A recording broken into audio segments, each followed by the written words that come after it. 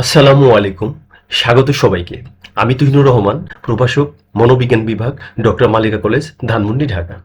আজ আমরা আলোচনা করব এইচএসসি মনোবিজ্ঞান প্রথম পত্রের প্র্যাকটিক্যাল ভাইবার জন্য অত্যন্ত গুরুত্বপূর্ণ কিছু মূল তত্ত্ব ও সংজ্ঞামূলক প্রশ্ন নিয়ে।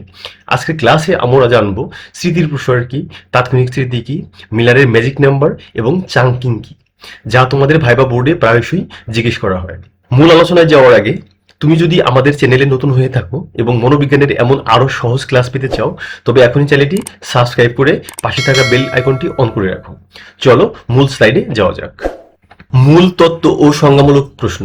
স্মৃতির প্রসার বা স্মৃতি পরিসর বা মেমোরি স্প্যান কি? উত্তর: কোনো উদ্দীপক বা উপাদান একবার মাত্র দেখে বা শুনে একজন ব্যক্তি তাৎক্ষণিকভাবে তার যতটুকু অংশ নির্ভুলভাবে মনে রাখতে বা পুনরাবৃত্তি করতে পারে তাকে স্মৃতির প্রসার বলে। প্রশ্ন: তাৎক্ষণিক স্মৃতি ইমিডিয়েট মেমোরি বলতে কি বোঝো? উত্তর: কোনো কিছু দেখার বা শোনার ঠিক পরপরই মনের ভেতর যে স্মৃতিটি বা উদ্দীপকের ছাপটি কয়েক সেকেন্ডের জন্য স্থায়ী হয় তাকে তাৎক্ষণিক স্মৃতি বা স্বল্পস্থায়ী স্মৃতি, শর্ট টার্ম মেমোরি বলে। প্রিয় শিক্ষার্থীরা, দুইটা কোশ্চেন এখানে আছে।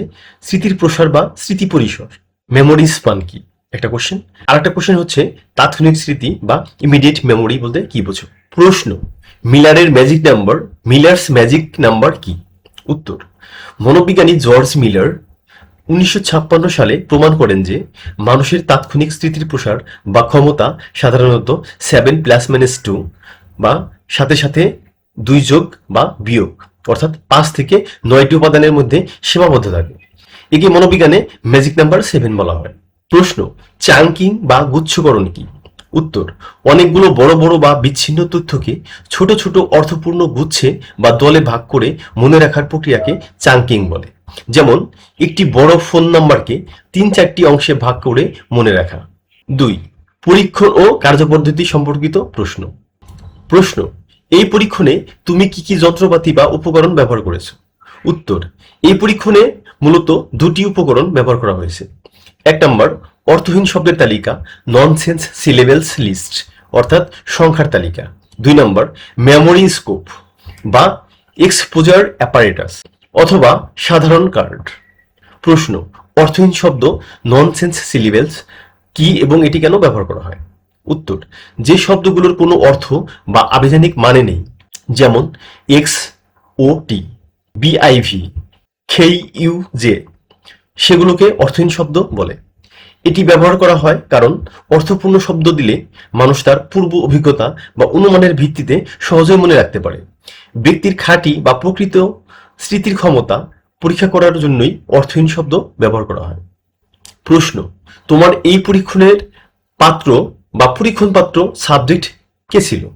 উত্তর: আমার ক্লাসের একজন সহপাঠী বা শিক্ষার্থীর নাম ও বয়স উল্লেখ করতে হবে।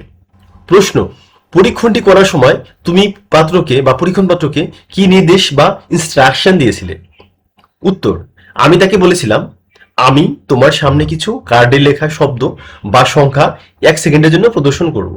তুমি খুব মনোযোগ দিয়ে দেখবে এবং দেখা শেষ হওয়া মাত্রই শব্দগুলো যেভাবে দেখেছো ঠিক সেভাবেই লাইনে লিখে বা মুখে বলে প্রকাশ করবে। 3. ফলাফল ও পরিসংখ্যান সংক্রান্ত প্রশ্ন। প্রশ্ন: এই পরীক্ষণের ফলাফল কিভাবে বের করেছো বা এর সূত্রটি কি? উত্তর: স্মৃতির প্রসার বের করার সূত্রটি হলো R+C/N। এখানে আর হচ্ছে সর্বনিম্ন যত সংখ্যার সবকটি প্রচেষ্টা সফল হয়েছে। সি ইকুয়াল হচ্ছে তার পরের ধাপগুলোর মোট সঠিক সংখ্যা এবং এন হচ্ছে প্রতি ধাপে মোট প্রচেষ্টার সংখ্যা। প্রশ্ন: তোমার পরীক্ষণের পাত্রের স্মৃতির প্রসার কত এসেছে? উত্তর: শিক্ষার্থীকে তার খাতার হিসাব অনুযায়ী বলতে হবে। সাধারণত এটি 5 থেকে 7 বা 8-এর ঘরে আসে। যেমন, স্যার, আমার পাত্রের স্মৃতির প্রসার এসেছে 6.5। না, আমার পাত্রে বলতে পরীক্ষণ পাত্রের স্মৃতির প্রসার এসেছে 6.5। তো শিক্ষার্থীরা, এই ছিল আমাদের আজকের প্র্যাকটিক্যাল ভাইবা স্পেশাল ক্লাসের মূল বিষয়গুলো।